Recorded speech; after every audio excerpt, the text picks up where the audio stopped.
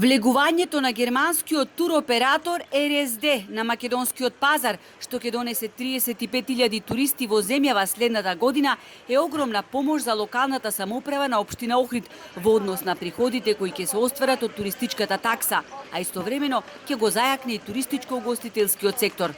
Балканските тури, на кои ќе одат французи, германци и англичани, се очекува да трошат од 30 до 50 милиони евра во Скопје и Охрид, со што за 10 до 15% ќе се зголеми сегашниот број на туристи, посебно во нашата туристичка мека, вели градоначалникот Пецаков.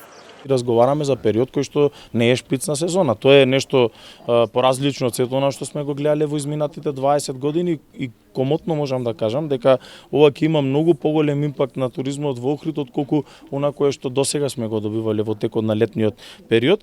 И ако на сето ова следи пак као последица на покачувањето од 4,5 евра на 12 евра за патник кој што полетува од Охридскиот, слетува и полетува од Охридскиот аеродром.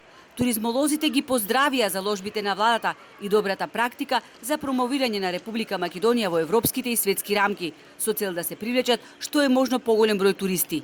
Но, она што најпрвин треба да го направиме, велат, е инвестирање во сместувачките капацитети.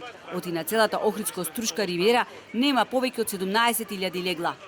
И ова е само еден од проблемите со кои се соочуваме.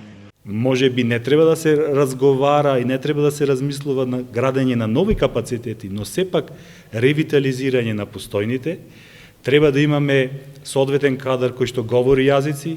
Во Република Македонија има само 4 лиценцирани водечи на германски јазик. На француски има само 2 во цела Македонија. Еден во Охрид и еден во Скопје.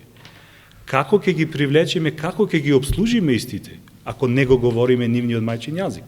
Наумов сугерира да се инвестира во обука на соодветни и искусни кадри, кои ќе можат достојно да ја презентираат нашата држава. Инаку првите странски туристи, кои ќе ги донесе германскиот туроператор РСД, ќе дојдат во февруари идната година.